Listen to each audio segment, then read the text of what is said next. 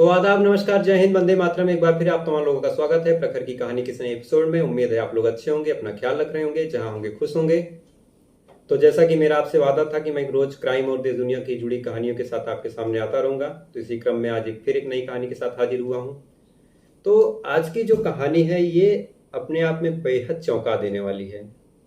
ये कहानी बिहार के अररिया जिले की है और दो प्रेमी जो एक दूसरे से प्यार करते हैं उनके खौफनाक अंजाम की है। तो इस कहानी की शुरुआत होती है 2021 से। आरती यादव नाम की एक लड़की थी, पढ़ने में काफ़ी होशियार, एक अच्छे खासे घर की, गांव में इज्जत। उससे न ज़्यादा किसी से दुनियादारी से मतलब था, न कुछ ज़्यादा उसके दोस्त थे, न ज़्यादा यार। चुपचाप पढ़ने जाती, पढ़ के चली आती। ऐसा शायद बचपन से उसका ऐसा नेचर था, उसे न किसी लड़के से मतलब था, न कुछ था। उसे ओवरऑल कुछ आगे बढ़ना था, कुछ करना था अपने लिए, अपने परिवार के लिए, और नाम रोशन करना था। जैसे आमतौर पे एक लड़की की ज़िंदगी होती थी वैसी ही ज़िंदगी उसकी भी थी। तो आरती की एक फ्रेंड एक दिन उसके पास आती है और कहती है कि एक लड़का तुमसे प्यार करता है, तुमसे बात करना चाहता है। अब जैसे ये सुनती है तो हल्का सा आरती हंसती है और कहती है कि ये सब बातें मुझसे ना करो, मैं इन सब चक्करों में नहीं पढ़ूंगी, मुझे पढ़ना है, पढ़ के कुछ आगे बढ़ना है। बात आई गई हो जाती है। फिर कुछ दिन बाद वही लड़की आती है, कहती है कि यार एक बात तो बात कर लो, कई दिन से तुम्हारे पीछे पड़ा है, तुमसे बात करना चाहता है, एक बार बात करने में क्या ही हो जाएगा। फिर लड़की आरती मना कर देती है कि नहीं, मुझे इन सब चक्करों में नहीं पढ़ना, मुझे पढ़ना है। एक बार फिर बात आई गई हो जाती है। लेकिन तीसरी बार जब वो लड़की आती है तो कहती है कि बात कर लो यार, वो बहुत दिन से तुम्हारे पीछे पड़ा है। तो आरती इस बार थोड़ा गुस्सा हो जाती है और कहती है कि उनसे कह दो कि मैं बात तो नहीं कर पाऊंगी, लेकिन अगर उन्हें जूता खाना हो या फिर चप्पल खाना हो, आमतौर पे जो लड़कियां गुस्सा के कहती हैं, तो ही दोबारा ऐसे मैसेजेस तुम्हारे द्वारा भिजवाएं या तुम्हारे थ्रू भिजवाएं। तो लड़की जाके उस लड़के जिसका नाम छोटू यादव था, जो उसी गांव में अपने ननिहाल में रहा करता था, उसी आरती के ही गांव का, वहां पे उसका ननिहाल था, वहीं रहता था, तो छोटू यादव को बताती है। अब छोटू यादव कहता है कि ठीक है, भले ही वो जूता मार ले, चप्पल मार ले, गाली दे ले, लेकिन एक बार मुझसे बात कर ले, मेरी बात सुन ले। अब ये अपने आप में आरती को भी थोड़ा सा चौंकाने वाला कि कोई लड़का जिसको मैं इतनी बुरी तरीके से ट्रीट कर रही हूँ, वो भी फिर भी वो पीछे नहीं हट रहा, मुझसे बात करना चाह रहा। तो फिर आरती भी एक बार सोचती है कि बात कर लेती हूँ, देखती हूँ क्या कहता है, कैसा कहता है, या फिर आरती के दिमाग में आता है कि मैं खुद से उसको एक बार समझा देती हूँ। तो आरती उससे एक बार बात कर लेती है और छोटू यादव का बात करने का तरीका इतना प्रभावशाली था कि फिर एक बार की बात दो बार में बदल जाती है, फिर रोज बात होने लगती है, फिर दोनों में दोस्ती होती है, दोस्ती प्यार में बदल जाती है और एक दूसरे के ऊपर जान देने वाली बात आ जाती है कि एक दूसरे के प्यार में जान दे देंगे। बात इतनी आगे बढ़ जाती है, फिर एक दूसरे से गहरा प्यार, रोज बातें होती। फिर धीरे धीरे ये बात आरती के घर वालों को पता चलती है।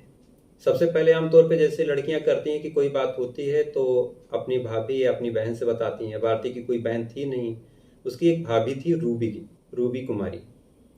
वो अपनी भाभी को बताती है, भाभी से शेयर करती है कि एक बॉयफ्रेंड है मेरा, एक लड़का है जिससे मैं प्यार करती हूँ। फिर भाभी भी उससे बात करती है, छोटू यादव से। लेकिन भाभी आरती के सामने तो बताती है कि हाँ मैं तुम्हारे पक्ष में किसी से बताऊंगी, लेकिन वो जाके फिर अपने हस्बैंड को ये बात बता देती है और बात पूरे घर में फैल जाती है। और फिर जब आमतौर पे जो घरों में होता है कि डांटना, फटकारना, लड़के को धमकी देना कि तुम बात करोगे तो ऐसा कर दूंगा, वैसा कर दूंगा, जो एक आमतौर पे होता है वही सब होता है। आरती को भी काफ़ी डांट फटकार मिलती है, उसकी पढ़ाई छुड़वाने की धमकी दी जाती है। लेकिन आरती इन सबसे फिर छुप के बात करने लगती है, फिर पकड़ी जाती है, फिर डांट फटकार वही सब। लेकिन बातों का सिलसिला बंद नहीं होता है, दोनों एक दूसरे से बात करते हैं, एक दूसरे से वही कस्में, वादे, वही प्यार, सब कुछ वही वैसा ही इवन बढ़ता ही जाता है, कुछ कम होने का नाम नहीं लेता।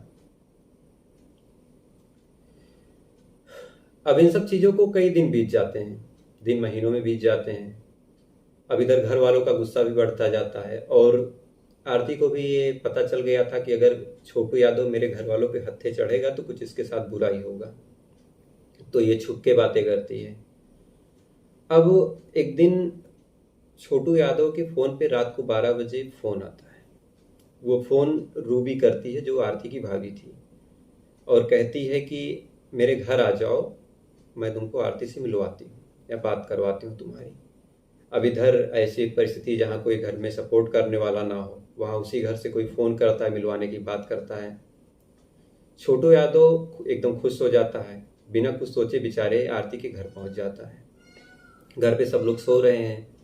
भाभी उसे बाहर मिलती है, उसे अंदर ले जाती है, कमरे में बैठाती है और कहती है कि तुम यहीं बैठो, मैं अपनी जो ननद है आरती उसको लेके आती हूँ।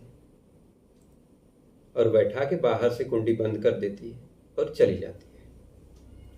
और उस समय आरती की पढ़ाई जो थी वो जोरों पे थी, या फिर शायद कोई एग्ज़ाम आने वाला था, जिसके लिए वो आमतौर पे 10 बजे सो जाती थी और रात को 2:30 बजे अलार्म लगा के उठती थी। और रात 2:30 बजे से चूँकि चारों तरफ शांति होती थी तो वो मन लगा के पढ़ती थी।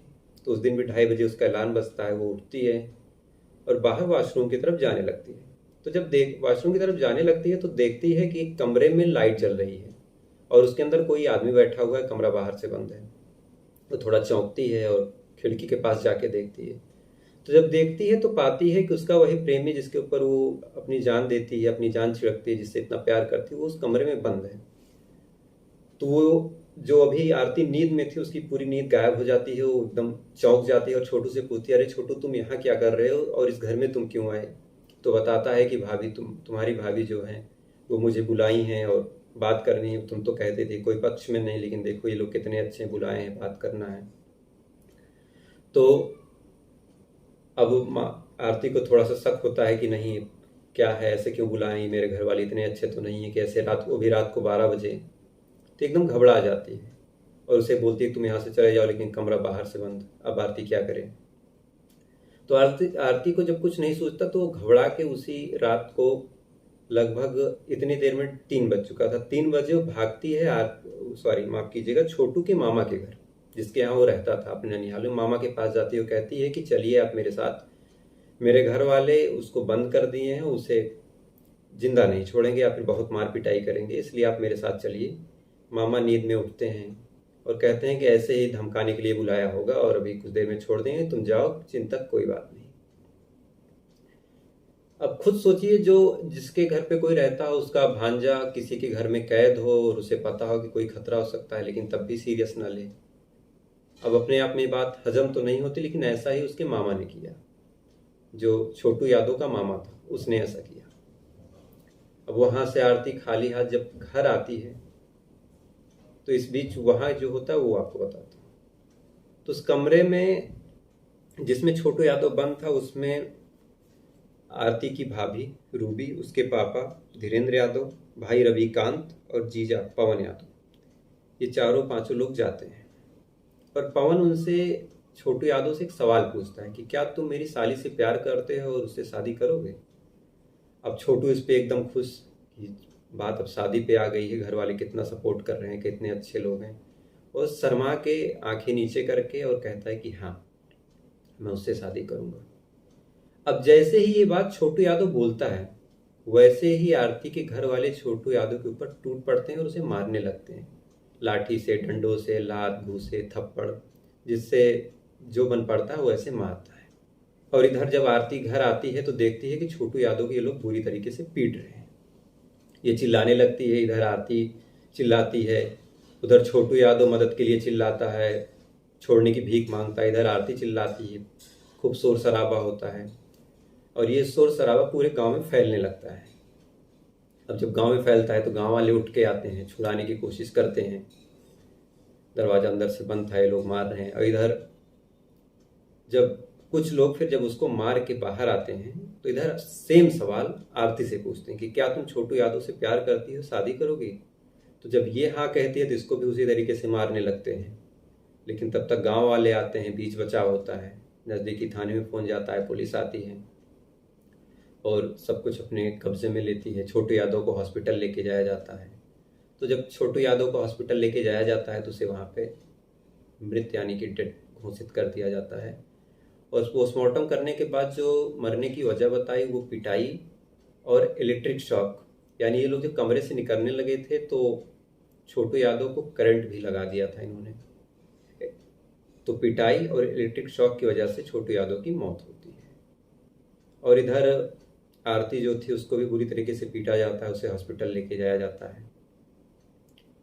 और इधर उसके घर, छोटू यादव के घर वाले जो असली माँ बाप थे वो आते हैं, गांव वाले, पूरी भीड़, मामला पूरा वायरल होता है।